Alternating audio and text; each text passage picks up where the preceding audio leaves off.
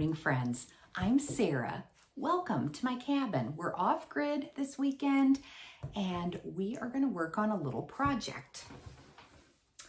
I had so much fun over the last few days making this little churn dash. Isn't it cute? And it is so easy to do. So we're going to make another one today, and I've selected some other fabrics.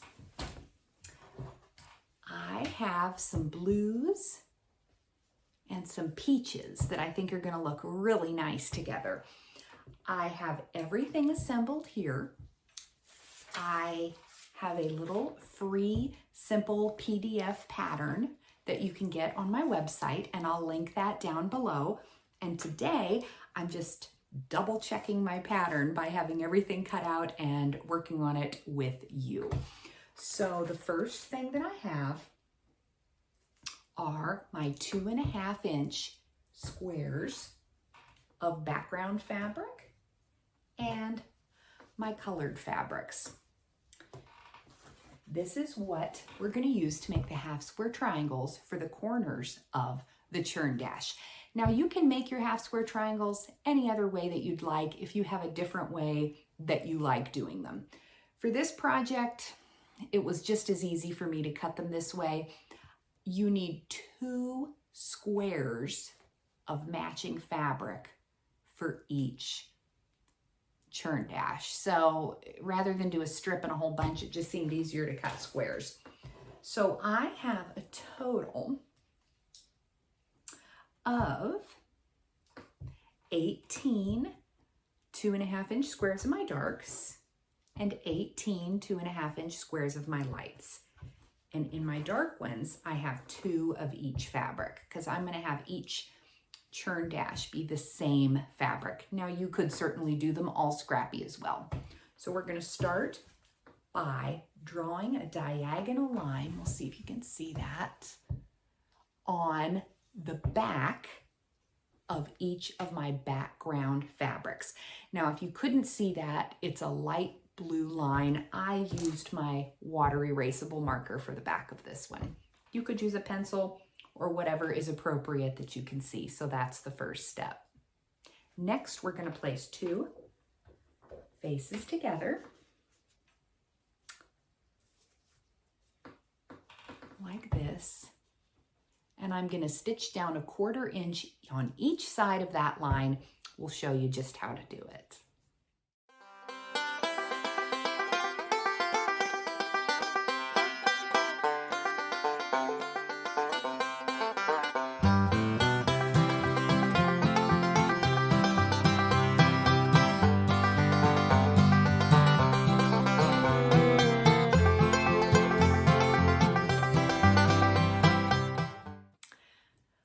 Working on my half square triangles. Now I redrew these lines with pencil so that you could see them a little bit better. I've put 2, a light and a dark, faces together, and I put it under my machine and I line the edge of my 1/4 inch foot right with the edge of that line and stitch all the way down. I'll show you just how I do that.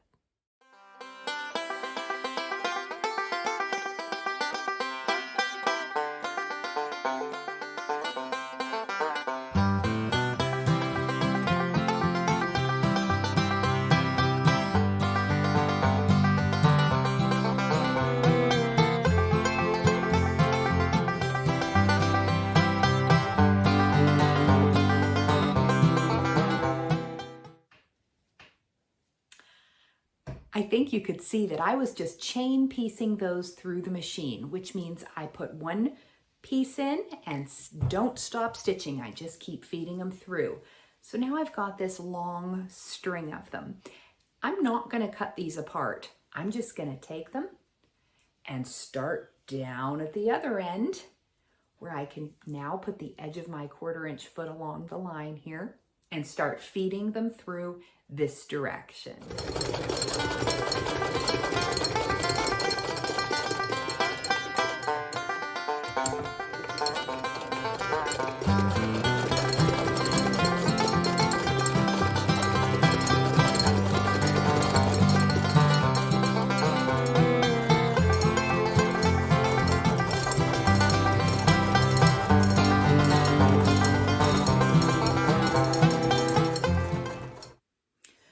brief interlude to show you the snack that we're going to have here in a minute. It's cold, so we have the wood stove on, and it's down to coals, and I just kind of push them to the back. This would be fun to do with your kids or your grandkids if you have a wood stove. We bought just some packaged chocolate chip cookie dough yesterday, like the kind that you get out of the refrigerator. And I'll turn this so you can see. All right.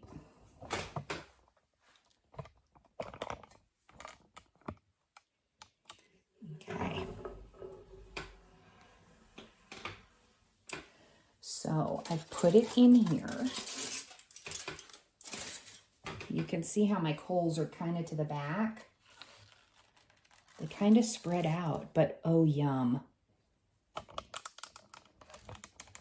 They're so delicious. Perfect afternoon sewing snack. I have my half square triangles all sewn together. So they each look like this. 2 pieces of fabric with a line drawn on the back, and I have 2 seams. What I'm going to do is cut them apart on the line that I drew. Now you could use a rotary cutter and ruler for this. For this many that I have, I'm going to just opt to use my sharp scissors, and then we're going to press them all open. So I've got my sand iron. It should be hot. It's been on the wood stove.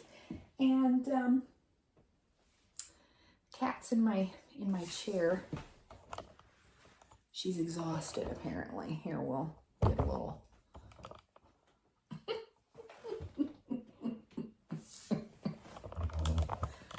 She keeps me company. Okay, so we're gonna snip these apart and press them. I'm just gonna take my scissors and cut them apart.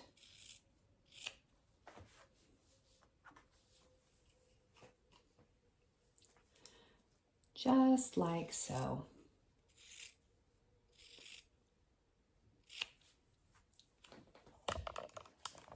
So I'm going to do that to all my half square triangles, and we're going to press them all, and I'm going to press them towards the dark side.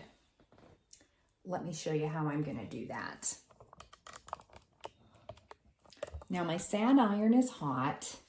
I initially just give it a wipe off on a paper towel. See, it's kind of dirty there. So I do that just to make sure if there's anything icky, it doesn't get on my fabric. I'm going to open. I like to give it a slight finger press, and then I'm just going to press it like that. Too hot. Might not be quite hot enough. It'll be okay. Pressing is everything. You don't want to pull or distort your blocks. You just want to press them so that they're nice and flat. There we go. Nice flat seam. So I will press all of those, and then I'll snip my little dog ears off, and I just hold them up and snip, snip. These will all need to be probably trimmed down to 2 inches. That's ultimately what we want, are 2-inch half square triangles. You may find that yours come out at 2 inches, and that's fine. Mine will probably need a little trim. We'll have mine are going to need a little trim. I'm okay with that. I'll show you how I do that. I also have a stack of these little rectangles sewn together like this, and I'm going to press all of these to the dark side. These with the half square triangles and 1 solid square is what's going to make up our churn dash block. Well, here we are, and I have all of my half square triangles pressed, and they're ready to trim, and it's so satisfying to see them organized on the table in these nice little piles. 4 of each. And that is what's going to make the 4 corners of each churn dash. Now we need to trim these up to 2 inches square. I am going to use my Tucker trimmer to do that because I have that here. It's very easy to see without a lot of extra lines, so I like to use that. But you can also use your Stripology ruler. You could use just a square, Creative Grids or Omni Grid, any square ruler, and you would do it basically the same way. I'm going to show you just how I do it. So here we have our half square triangle. I want to cut it down to 2 inches. I'm going to look for the diagonal line on my ruler. Many, if not most, square rulers have a diagonal line. You want to line the diagonal line of the ruler with the diagonal line of your half square triangle. That way you'll be certain that you don't chop your points off. And what I've done is I'm letting it hang over the 2-inch line here, and it's hanging a little bit outside.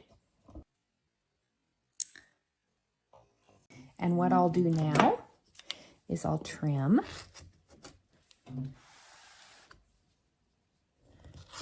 and trim. Okay, I'm going to take this out and I'm going to rotate, lay it back down, lining up the 2-inch line exactly on the 2 edges we just cut and having my diagonal line down the middle. And I'm going to cut, and I'm going to cut. And I'm going to go ahead and do that on all of these so that they are perfect and my little blocks are going to go together beautifully.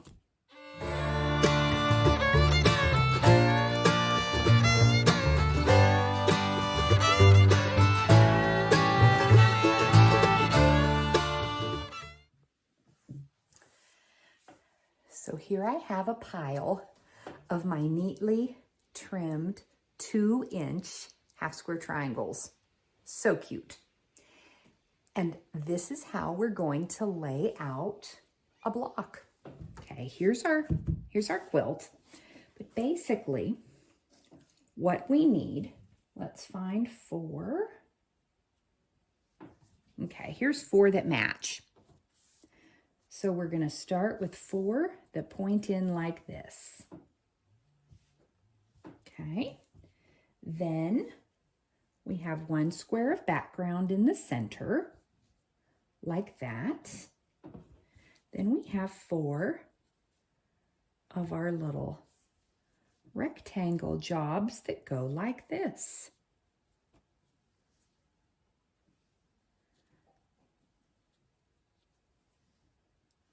Three, and somewhere I've got a 4. There's my 4th one. Sometimes my kitty cat steals things, so isn't that cute? How cute is that? And when it is all sewn together, it should measure, exactly 5 inches. These were pretty close. I had to trim these up just a teeny little hair. But that was only because I was trying to be really perfect. So they will, I'm going to watch my 1/4 inch carefully, and they should come right out to 5 inches. So we're going to just sew them in rows and make our blocks, and this will make 9 blocks. So I'm going to sew my rows in rows of 3 blocks. I'll sew these 3, and these 3, and then make a block. I've got everything organized here. What I've done is made little piles with 4 half square triangles, 4 of the little rectangle jobs, and 1 center square. And I've put these into piles. This will make 1 block. I've got 9 piles here. I'm sure, well, I know that there's fast, efficient ways to just string these all together. But I still tend to get some things backwards. And you know, I'm really not in a big hurry today. I can easily get these blocks together. So I'm just going to take them 1 or 2 piles at a time to my machine and do them that way. But it's so satisfying seeing all my little piles.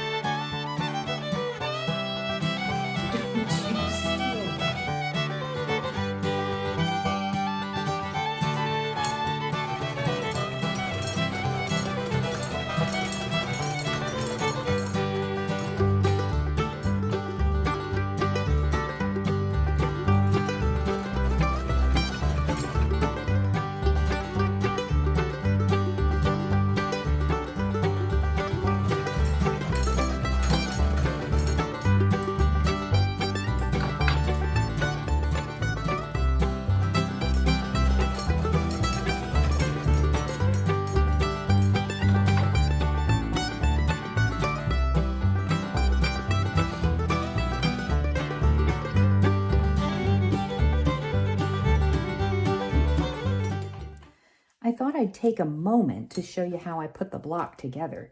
Here are my 3 rows. Now, what I'm going to do, I am going to press these in on the top and bottom row.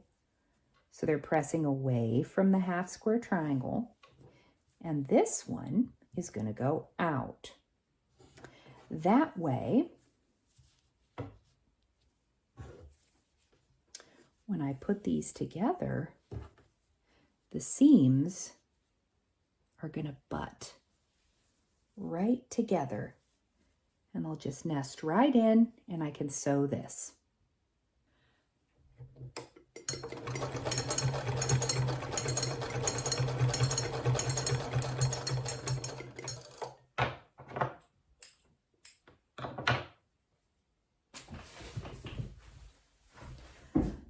How cute is that?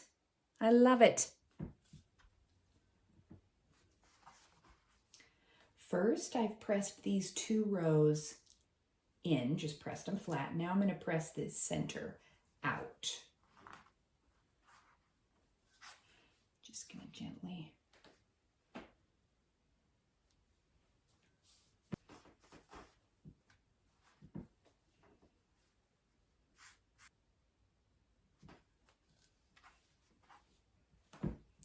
And there it is.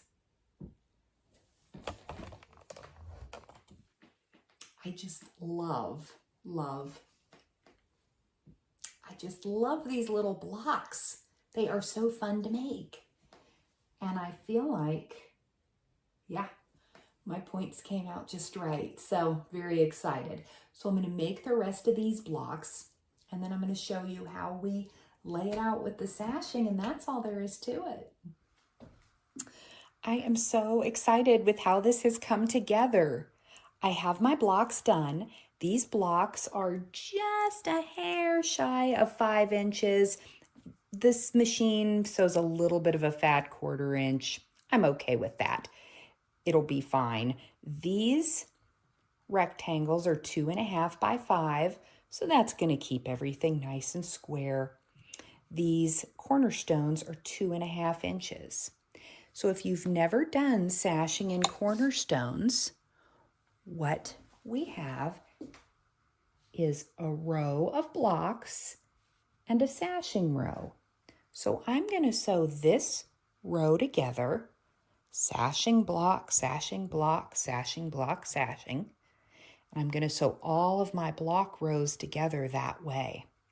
Then I'm going to create sashing rows with a cornerstone and a sashing, cornerstone, sashing, etc. And that will make up the rows of this little quilt, and it'll be sewn together.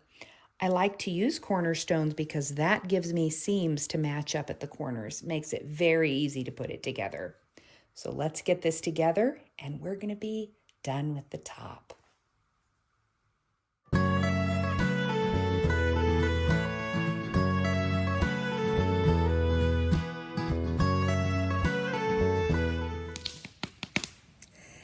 Hey friends, just enjoying a little bit of sunshine today. Oops, it's chilly, but beautiful. I'm going to show you the sky. So pretty. Just look at that. What a day. A fall, lovely October day. Yes, indeed.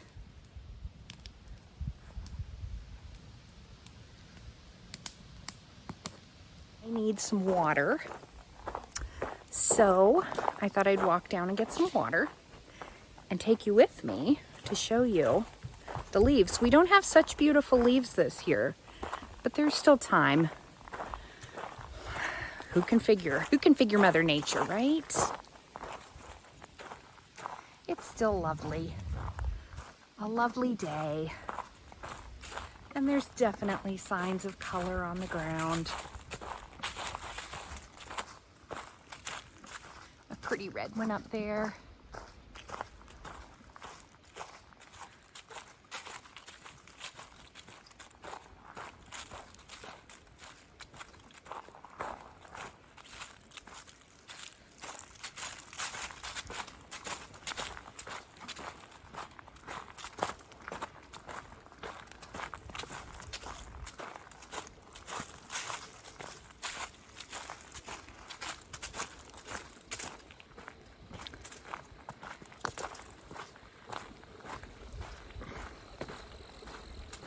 Oh yes, the creek's running pretty nicely.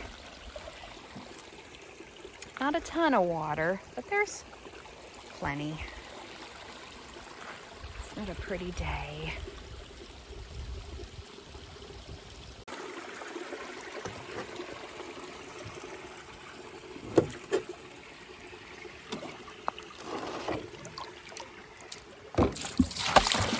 Oh, lost my bucket.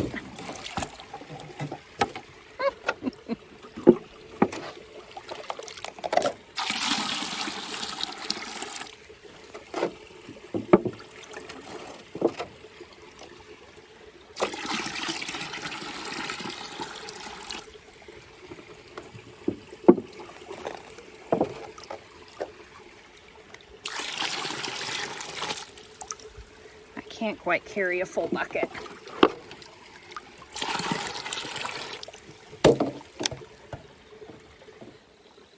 So we're gonna walk back up. I can't quite carry a full bucket.